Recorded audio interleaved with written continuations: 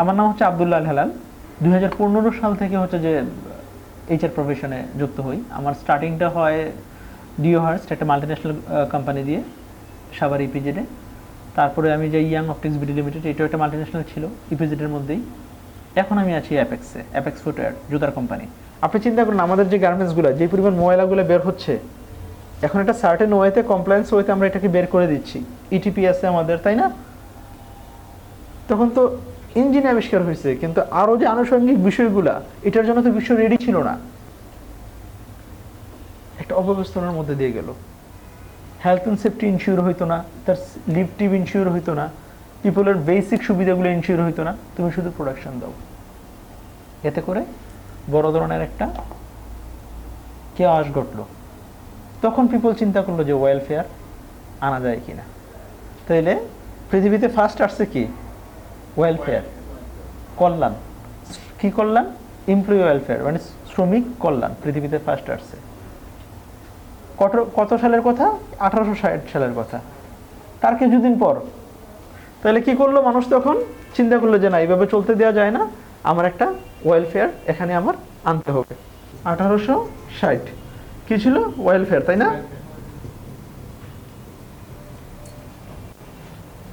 এটা থেকে 1940 পর্যন্ত এই ওয়েলফেয়ার দিয়ে চলছে। তখন কি করলো? ওয়েলফেয়ার এসে নিশ্চিত করলো যে একটা মানুষের কাজ করাতে গেলে আমার কিছু সুযোগ সুবিধা দিতে হবে, তার ভালো মন্দ দেখতে হবে, তারপর হচ্ছে যে সে অসুস্থ হলে আমাকে দেখতে হবে। এই বিষয়টা এনশিওর করলো। তখন শুধু ওয়েলফেয়ার ছিল। পৃথিবী দুইটা বিশ্বযুদ্ধ দেখে, একটা ছিল প্রথম বিশ্বযুদ্ধ, আর একটা কি? দ্বিতীয় বিশ্বযুদ্ধ। পার ডে 5000 মানুষ হচ্ছে যে মারা যেত, এবং এত মানুষও তো ছিল না তখন। বাংলাদেশের কথা চিন্তা করুন, কত মানুষ ছিল? খুব কম না? তো শুধু যুদ্ধের কারণে মারা যেত তখন, শুধু যুদ্ধে। তো তখন হচ্ছে যে লেবারের একটা ঘাটতি পড়ে গেল পৃথিবীতে। তখন চিন্তা করলো যে লেবার ম্যানেজমেন্ট। বুঝে গেছে বিষয়টা? কিভাবে লোকগুলো আমি সোর্স করে নিয়ে আসবো, কোথায় গেলে লোক পাবো? তখন ওয়েলফেয়ারের সাথে যোগ হলো কি? Labour management. লেবার ম্যানেজমেন্ট একটু আপডেট হলো তখন। তখন চলে গেল কি? Personal management. মানে তাকে আমি আরও অনেক কিছু যোগ হইল এটার সাথে। সে কিভাবে কোম্পানিতে ঢুকবে, সে কি কি সুযোগ সুবিধা পাবে, ঠিক আছে? তার ট্রেনিং হবে, ট্রেনিংয়ের মাধ্যমে হচ্ছে যে একটা সময় কিছু রুলস অ্যান্ড রেগুলেশন সে মানবে।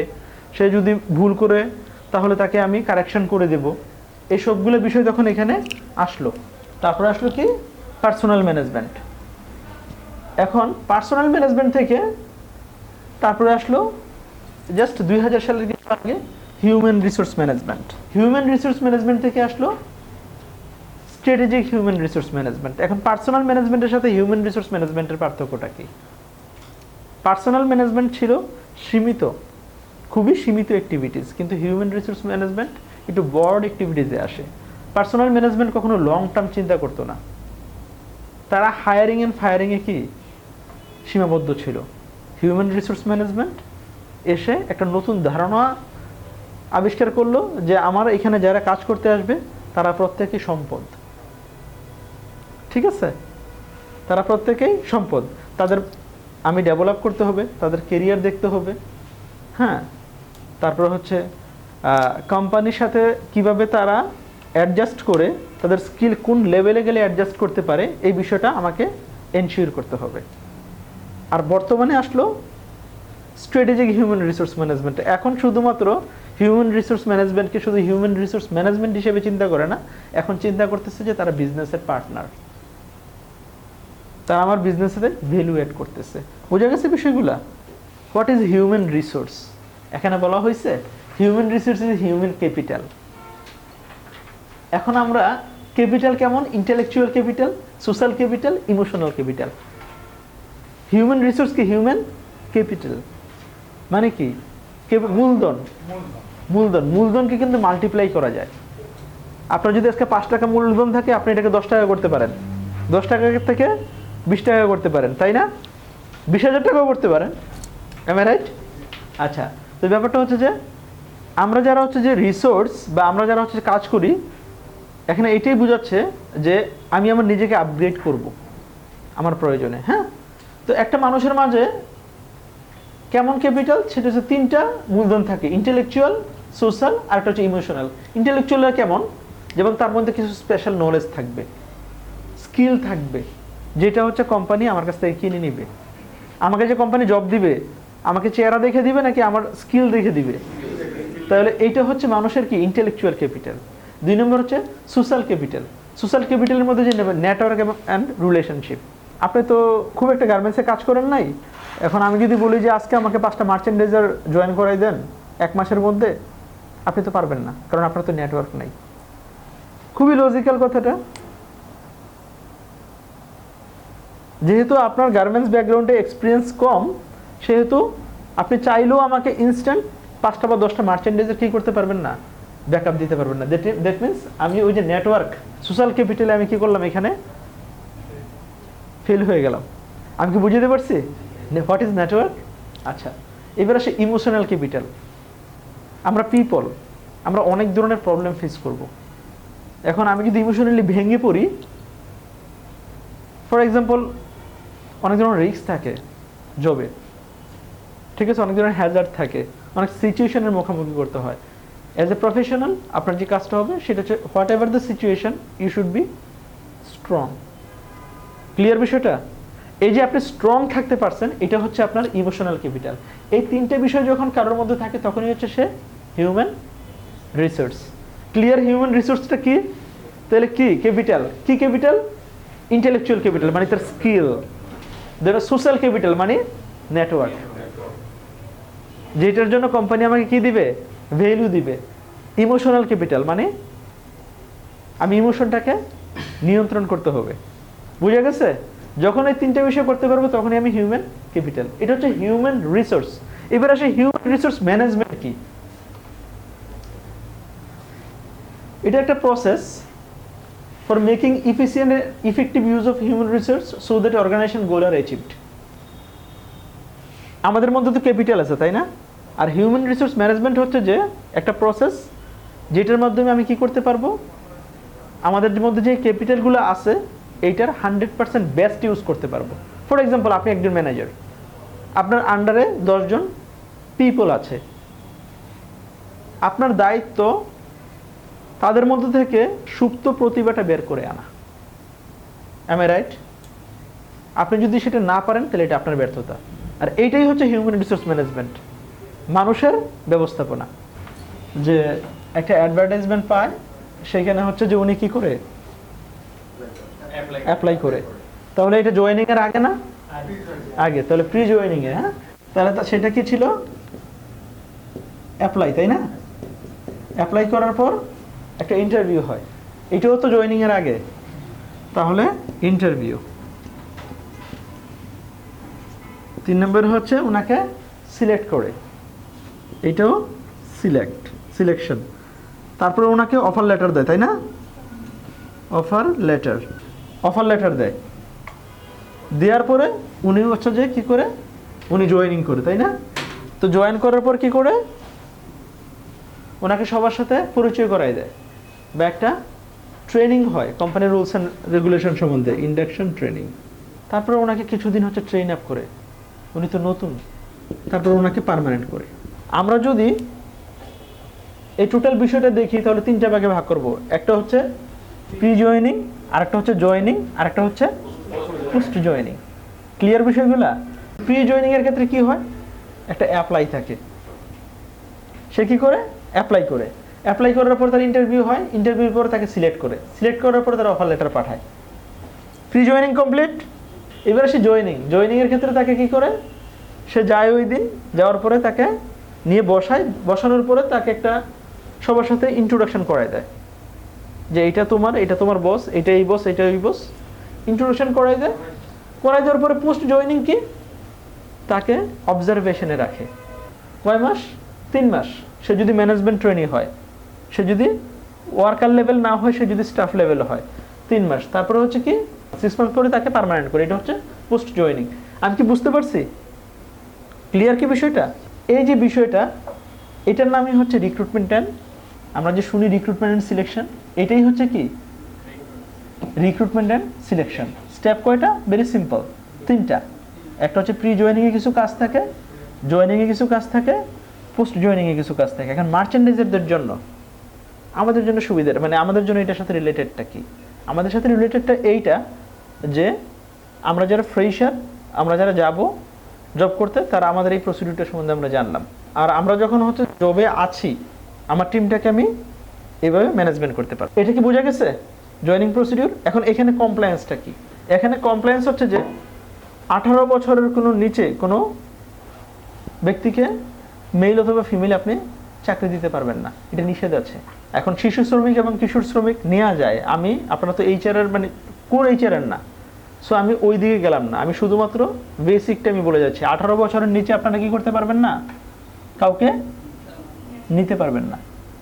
এটা হচ্ছে বেসিক কমপ্লায়েন্স। 2 নম্বর, আপনি যদি ওয়ার্কার নেন, সুপারভাইজার লেভেল বাদ দিয়ে ওয়ার্কার নিলে তাকে হচ্ছে যে সর্বোচ্চ 3 মাস তার কি করতে পারবেন? প্রবেশন পিরিয়ড দিতে পারবেন। প্রবেশন পিরিয়ড কি? ট্রেনিং পিরিয়ড না, ঠিক, মানে তাকে জয়েন করার পর থেকে অবজারভেশনের জন্য কয় মাস দিতে পারবেন? 3 মাস। 3 মাস পরে যদি চিন্তা করেন যে তার আরো একটু বাড়াবো, তখন তাকে আরেকটা লেটার দিতে হবে যে তোমার অবজারভেশনের জন্য আরো 3 মাস তোমাকে কি করা হলো, সময়টা বৃদ্ধি করা হলো। এটা হচ্ছে এই জায়গার কমপ্লায়েন্স। ক্লিয়ার বিষয়টা? যেদিন আপনি জয়েন করবেন, জয়েনিং এর আগেই তাকে অ্যাপয়েন্টমেন্ট লেটার হাতে দিতে হবে, এবং অ্যাপয়েন্টমেন্ট লেটারের মধ্যে তার ডেজিগনেশন, তার গ্রেড, তার সেকশন, ওকে, তার কাজ, বিভিন্ন শর্তাবলী উল্লেখ থাকতে হবে, তার স্যালারি স্পষ্টভাবে উল্লেখ থাকতে হবে। এইটা হচ্ছে এই জায়গার কমপ্লায়েন্স। Joining procedure complete. এইবার আসেন, একটা এমপ্লয়ির বাংলাদেশে আইনে আছে যে সে প্রতিদিন 8 ঘন্টা কাজ করবে, তাহলে সপ্তাহে কয় ঘন্টা কাজ করবে? 48 ঘন্টা। কিন্তু বাংলাদেশে তো ওভার টাইম হয়। ওভার টাইম কয় ঘন্টা? সর্বোচ্চ 2 ঘন্টা লিমিট আছে। আইনে কয় ঘন্টা বলছে? 2 ঘন্টা। তাহলে সপ্তাহে কয় ঘন্টা? টোটাল 60 ঘন্টা, তাই না? এখন কথা হচ্ছে যে তাকে প্রতিদিনই ওভার টাইম করাবেন। ল বলে অ্যাভারেজ বছর, মানে সারা বছরে অ্যাভারেজ যেন এটা 56 ঘন্টার বেশি না হয়। কর্মঘণ্টাটা তো বুঝতে পারছেন না? হ্যাঁ, এটার বাইরে যাওয়া যাবে? যাওয়া যাবে না। টু বি অনেস্ট, আপনার মাথায় যদি মাইন্ডসেট থাকে যে আপনি আগে বের হবেন, আপনি আপনার কাজটা যথাসময়ে করবেন, আপনি করতে পারবেন। এই লোকটা কি করলো? কোম্পানির ভিতরে ঢুকলো। ঢুকার পরে আমি তাকে কি করলাম? পার্মানেন্ট করলাম। প্রসিডিউর কয়টা? 3টা, pre joining, joining, post joining. ঢুকার পরে পার্মানেন্ট হয়ে গেল। পার্মানেন্ট হওয়ার পরে কি করতে হবে? এখন কম্পেনসেশন এন্ড বেনিফিট দিতে হবে না? কম্পেনসেশন এন্ড বেনিফিটের ক্ষেত্রে বলা আছে স্যালারিটা হতে হবে প্রতি মাসের 7 কর্মদিবসের মধ্যে, প্রতি মাসের স্যালারি। তার ওভার টাইম হবে বেসিকের ডাবল। সে যে আসছে, আসার পরে তো সে অনেক ধরনের ডিসিপ্লিন ভঙ্গ করতে পারে, তাই না? যদি তাকে ডিসিপ্লিন, তাকে কি করতে হবে? সেই ডিসিপ্লিনের আন্ডারে কি করতে হবে? শাস্তি দিতে হবে। এটা কোথায় বলা আছে? আইনে বলা আছে। এখন এখানে এই পার্টটা দেখেন, এখানে এইচআর এর ফাংশনটাকে তারা 4টা ভাগে ভাগ করছে। একটা হচ্ছে একুইজিশন। একুইজিশনের বাংলা হচ্ছে সংরক্ষণ, হায়ারিং থেকে শুরু করে ফায়ারিং পর্যন্ত। তো একুইজিশনের মধ্যে হচ্ছে কি? HR planning. আমার টিমে কয়জন লোক লাগবে, আমি এটা বছরের শুরুতেই প্ল্যান করে ফেলবো। এটা সাধারণত আই প্ল্যানটা দেয়, ইন্ডাস্ট্রিয়াল ইঞ্জিনিয়ারিং প্ল্যানটা দেয়। আমিও প্ল্যান করব, আমি জানবো না আমার আন্ডারে কয়জন লোক লাগবে, আমার প্রসেস কয়টা, আমার কয়টা প্রসেসের আন্ডারে কয়জন লোক লাগবে, এটা আমি জানবো না। অথবা হচ্ছে আমার টার্গেট কি, এটা তো জানবো। 2 নম্বরে, অথবা মেশিন কয়টা, আমার মেশিন আছে 10টা, লোক আছে 5টা, মেশিন কি চলবে? 5টা বন্ধ হয়ে থাকবে না? এখন এইচআর প্ল্যানিং এর পরে আমি কি করব? জব অ্যানালাইসিস করব। জব অ্যানালাইসিসের মধ্যে কি আসে? জব অ্যানালাইসিসের মধ্যে আসে যে কি স্কিলে লোক নিব, আমি যে লোকগুলো নিব, আমি কি স্কিল দেখে লোকটা নিব, এটা আমি নির্ধারণ করব। ধরেন যে অনেকে হচ্ছে সফটওয়্যার জানতে হয়, আমি কি সফটওয়্যারের জন্য লোক নিব, নাকি হচ্ছে যে আমি অন্য কিছুর জন্য লোক নিব, সেটা আমাকে মেক শিওর করতে হবে। তো এটা জব অ্যানালাইসিস মাধ্যমে আমি করব। তারপরে রিক্রুটমেন্ট এন্ড সিলেকশন করব। রিক্রুটমেন্ট এন্ড সিলেকশন করার পর তারপর কি করব? তাকে এই 3টা প্রসিডিউরে গিয়ে তাকে হচ্ছে যে আমি এখন কোম্পানির মধ্যে রাখবো। কোম্পানির মধ্যে রাখলে কিছু হবে না, এই হয় competitional benefit, compensation and benefit. Compensation and বেনিফিটের মধ্যে কি মেকশিওর করতে হবে তার স্যালারি। ফুটওয়্যার আছে, গার্মেন্টস আছে, তারপরে হচ্ছে যে ঔষধ কোম্পানি যেগুলো আছে এগুলোর জন্য আলাদা আলাদা গভর্নমেন্ট স্যালারি নির্ধারণ করছে, এর নিচে স্যালারি কাউকে দেওয়া যাবে না। গভর্নমেন্ট যে নির্ধারিত স্যালারি আছে তার নিচের স্যালারিতে কাউকে রিক্রুট করা যাবে না, তাকে ইনক্রিমেন্ট করতে হবে। আইনে আছে মিনিমাম 5% ইনক্রিমেন্ট ওয়ার্কারদেরকে করতে হবে। একটা কোম্পানিতে একটা ওয়ার্কারের চাকরি বয়স যদি 1 বছরের বেশি হয় তাহলে তাকে মিনিমাম 5 to 10% মধ্যে তাকে ইনক্রিমেন্ট করতে হবে। তার চাকরি বয়সের যদি 1 বছরের বেশি হয়ে থাকে তাহলে তাকে কটা ঈদ বোনাস দিতে হবে? 2টা ঈদ বোনাস দিতে হবে, এটা তার প্রাপ্য। সে প্রভিডেন্ট ফান্ড পায়, তাকে প্রভিডেন্ট ফান্ড দিতে হবে। সে কোম্পানি প্রফিট শেয়ার পায়, এটা তাকে দিতে হবে। বুঝা গেছে? এটা হচ্ছে compensation and benefit part. Clear? তারপর হচ্ছে তাকে প্রমোশন দিতে হবে, এটা তার কম্পেনসেশন অ্যান্ড বেনিফিটের একটা পার্ট। এর বাইরেও সে অনেকগুলো বিষয় পায়, যেমন হচ্ছে যে কি সে হাউস রেন্ট পায়, সে মেডিকেল পায়, মেডিকেল অ্যালাউন্স পায়, তারপরে হচ্ছে যে কোম্পানিতে সে মেডিকেল ফেসিলিটি পায়। সে যদি অসুস্থ হয়ে যায় বা সে যদি কোনো মানে অকুপেশনাল ডিজিজে ভোগে তাহলে কোম্পানি তাকে বেনিফিট দিতে হবে। একটা ছেলে কাজ করতে গিয়ে তার হাতটা চলে গেল, সে পঙ্গু হয়ে গেল, তখন তাকে আইন বলছে যে 2 লক্ষ টাকা পর্যন্ত বেনিফিট দিতে হবে। এখন এই রুলস অ্যান্ড রেগুলেশনগুলো জানার জন্য Bangladesh labour law 2006, Bangladesh labour law amendment 2013